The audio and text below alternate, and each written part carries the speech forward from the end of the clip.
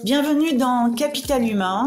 Je suis Magali Siméon, ancienne dirigeante, membre de Comex dans des grands groupes et coach. J'ai vu à quel point les équipes, le capital humain peut transformer une entreprise. Mais la réalité est parfois difficile. Est-ce que vous avez du mal à attirer ou garder les meilleurs talents? Est-ce que vous êtes parfois frustré devant certains départs? Ou est-ce que vous vous demandez combien de vos salariés se lèvent chaque matin avec l'envie de donner le meilleur d'eux-mêmes? Dans ce podcast, nous proposons des histoires inspirantes et vraies, des stratégies concrètes pour transformer votre capital humain en un véritable levier de succès. Alors, est-ce que vous êtes prêt à transformer ou améliorer votre approche? Abonnez-vous et rejoignez-moi chaque semaine pour partager vos défis et célébrer vos succès.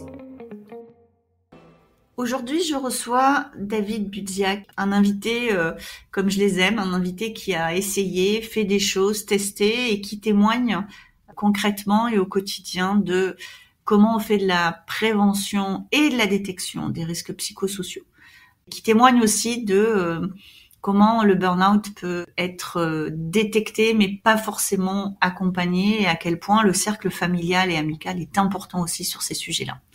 Je vous souhaite une très bonne écoute. Bonjour David. Bonjour. Merci d'être là avec nous. Est-ce que vous voulez bien vous présenter pour nos auditrices et nos auditeurs? Qui êtes-vous? Alors, je m'appelle David Budziak.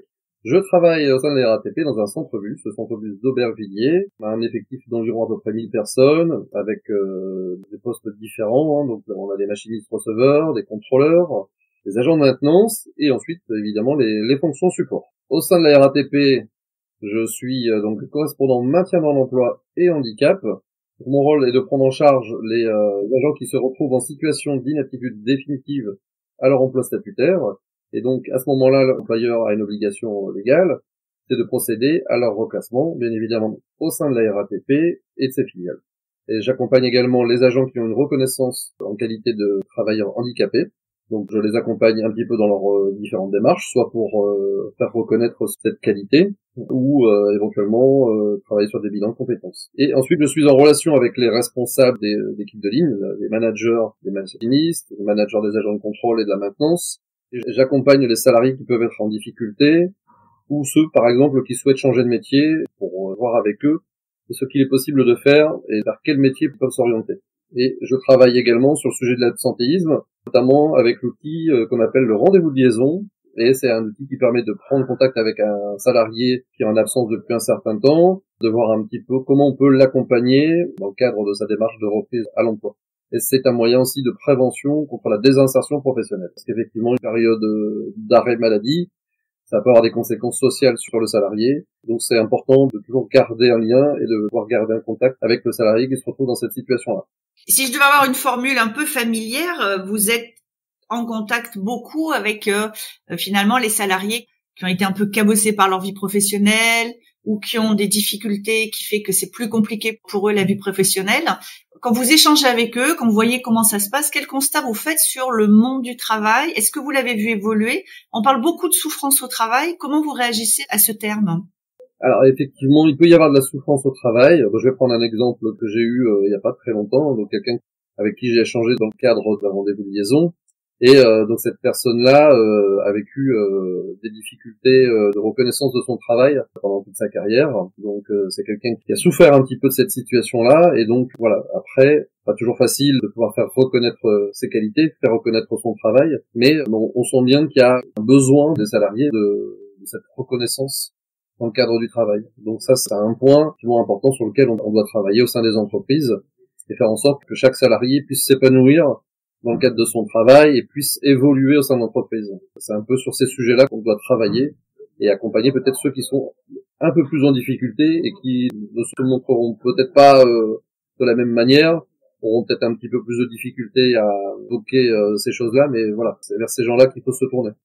Quand vous dites, sur le cas que vous citez, c'est quelqu'un qui souffre d'un manque de reconnaissance, est-ce que, dans votre expérience, et en plus, je sais que vous avez eu un temps assez long d'investissement dans le monde syndical, est-ce que, de votre point de vue, les gens attendent plus de reconnaissance ou est-ce que l'entreprise en donne moins? Où est-ce que ça se joue, ce problème-là?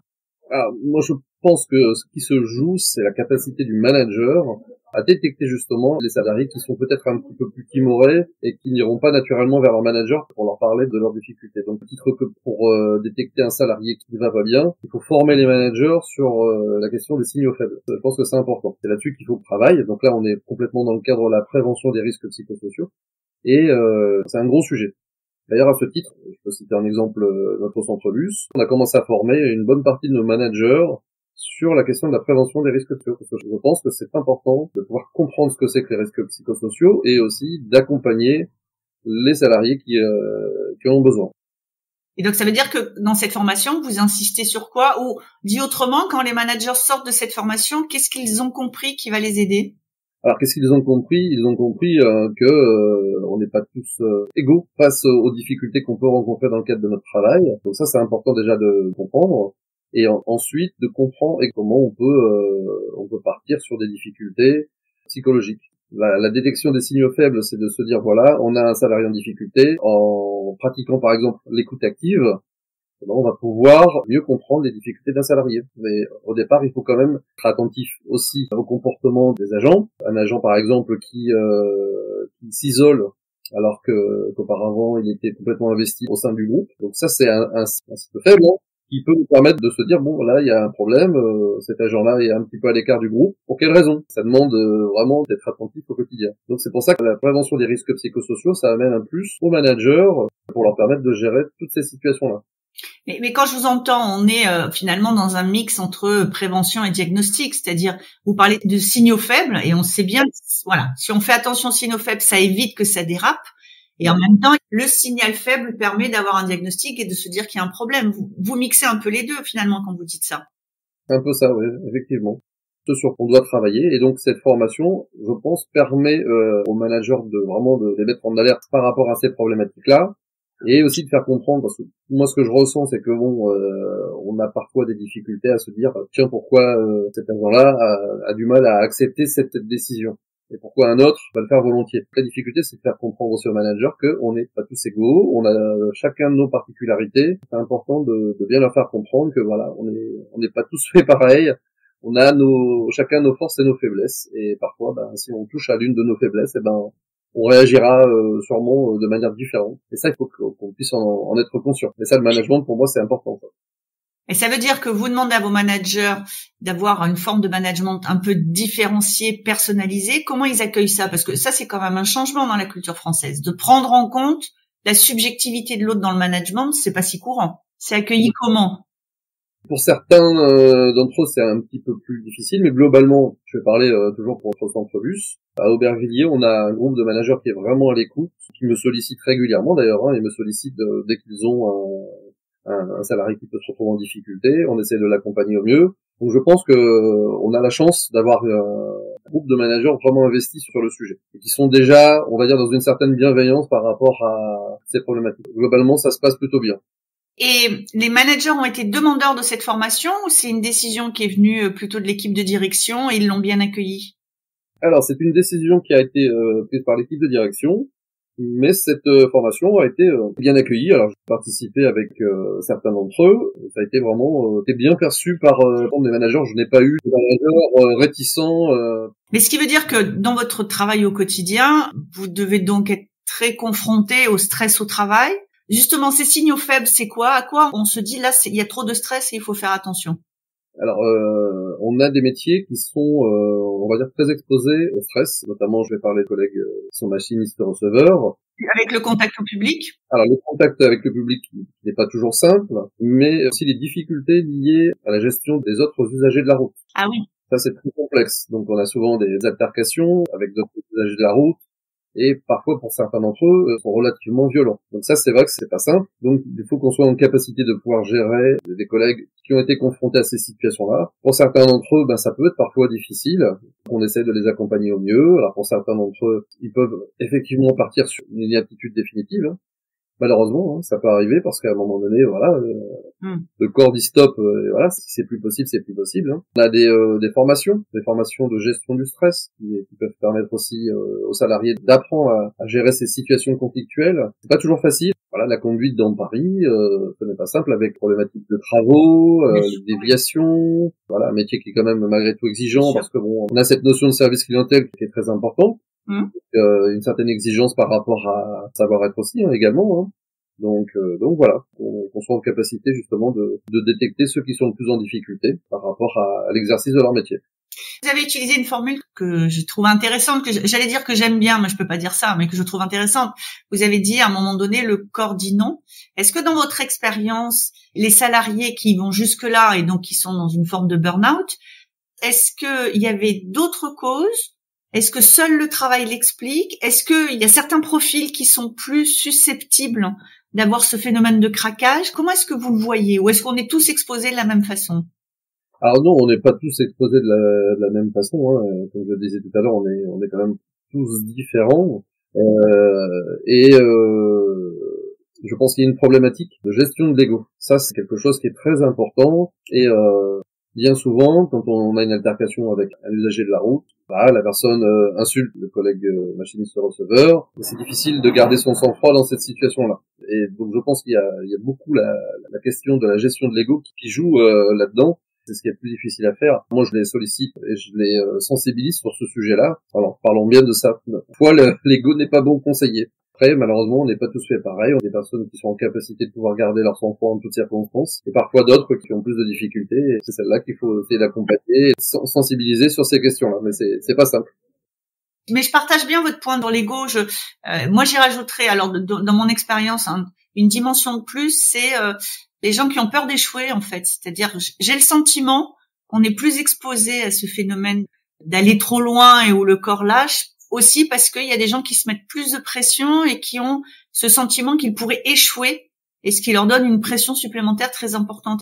Et de votre point de vue, est-ce que ces sujets de stress, de burn-out sont bien adressés par les entreprises? Est-ce qu'elles les traitent correctement? Est-ce qu'il y a des choses qu'il faudrait changer dans la façon dont les entreprises traitent ces sujets pour accompagner leurs salariés? Je pense que aujourd'hui, on n'est pas encore suffisamment armé pour accompagner les salariés, parce que bon, progressivement, on avance sur ces sujets-là, mais ça prend du temps de sensibiliser déjà la direction, les managers et ensuite les opérateurs sur toutes les questions liées au stress.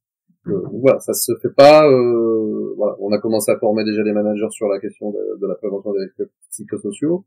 Il serait intéressant par la suite également de sensibiliser les agents, hein, les opérateurs, sur cette question-là, parce qu'effectivement c'est aussi important, eux, qu'ils aient connaissance de comment fonctionne le stress, qu'est-ce que le stress, comment ça se déclenche, à quel moment le stress devient mauvais pour la santé. À partir du moment où, effectivement, où on a un stress qui est chronique, là on est dans un engrenage qui peut être dangereux, et effectivement on peut déboucher sur un burn-out. Donc voilà, ce serait important justement de les sensibiliser, de leur faire comprendre que voilà, qu'ils aient une bonne connaissance de leurs conditions, de leurs limites, pour se dire à un moment donné, stop, là je crois que ça va un petit peu trop loin, et il faut que je fasse attention, il faut que je fasse quelque chose, quoi. Et c'est intéressant ce que vous êtes en train de dire, David, c'est que une fois que on a renforcé le management sur sa capacité à détecter, aussi nécessaire d'aider les agents, au sens les salariés, à être acteurs aussi de leur propre prévention. Exactement, ouais. Et là-dessus, vous trouvez que aujourd'hui, globalement, nous tous, c'est-à-dire les salariés, on n'est pas encore très fort sur ce sujet-là, de savoir détecter ces signaux, on n'est pas encore très agile?